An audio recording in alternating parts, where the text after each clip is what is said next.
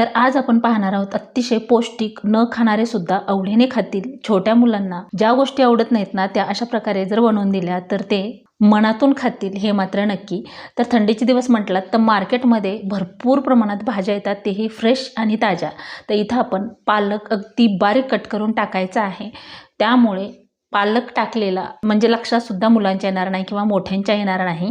आणि कुठलीही भाजी घालताना बारीक चॉप करायची म्हणजे ती कळत नाही.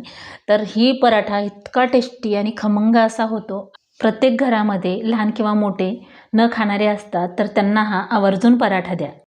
अशा प्रकारे जर पराठे बनवून दिले तर पोषण तत्वही त्यांना भेटते.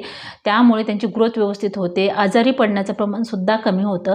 मोठे व्यक्तीसुद्धा बऱ्याच वेळा पालकाची भाजी खायला नाक मुरडतात. तर अशा प्रकारे नक्की ट्राय करा आणि सर्वच जण आवडीने खातात का नाही हे बघा.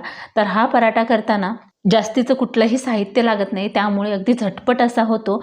आणि आपल्या छोट्या बच्चे पार्टीला रोज जरी वेगळ्या प्रकारे पराठा अशा प्रकारे दिलात ना, तर ते दर दिवस वेगळ्या प्रकारचा मागून मागून खातील, न खाणारे सुद्धा. इतका टेस्टी आणि खमंग रुचकर हा पराठा होतो. आणि थंडीच्या दिवसामध्ये सकाळच्या नाश्त्यासाठी गरमागरम पराठा म्हटलं ना, वा. आणि विशेष म्हणजे यावर तुम्ही लोणी तूपसुद्धा टाकून खाऊ शकता आणि मुलांना डब्यालासुद्धा देऊ शकता. इतका परफेक्ट आणि मस्त हा पराठा होतो. आणि विशेष म्हणजे सकाळच्या गडबडीमध्ये ना आपल्याला इतका वेळ नसतो असं वेगळं काय बनवायसाठी, पण हा पराठा मात्र ना अगदी झटपट असा होतो. फक्त बटाटे तुम्हाला उकडायला थोडंसं वेळ द्यावा लागतो. तर हा पराठा डबल पौष्टिक होतो का, तर इथं सर्वच साहित्य आपण अगदी छान प्रकारे वापरलेलं आहे. त्यामुळे करायलाही सोपा आणि खायलाही तितकाच चवदार असा होणारा हा पराठा आहे. थंडीच्या दिवसामध्ये तर जितकं हिरवे पालेभाज्या असतील किंवा फळभाज्या असतील, जेवढं आपण खाऊ तेवढं एनर्जी किंवा आजारी पडण्याचं प्रमाण कमी होतं. त्यामुळे छोट्या मुलांना तर आवर्जून हा पराठा नक्की डब्याला बनवून द्या किंवा नाश्त्याला.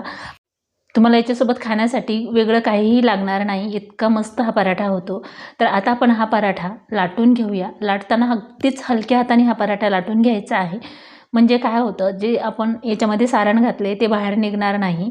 आपण इथं पालकसुद्धा घातलेला आहे, तरी पण तो जाणवत नाही की आपण याच्यामध्ये पालक टाकला आहे. आपण या पराठ्यामध्ये बटाट्याचं सारण भरले तरी परफेक्ट असं झालेलं आहे. पराठा अजिबात फुटलेला नाही. तवा मीडियम गॅसवर छान गरम करून झाल्यानंतर त्यावरती तूप किंवा तेल टाकून घ्यायचे आणि हा पराठा टाकून घ्यायचा आहे. खूप मोठे पराठे करायचे नाही किंवा खूप पातळ करायचे नाही. थोडासा गुबगुबीत पराठा ठेवायचा, म्हणजे चवीला खमंग आणि भन्नाट असा लागतो.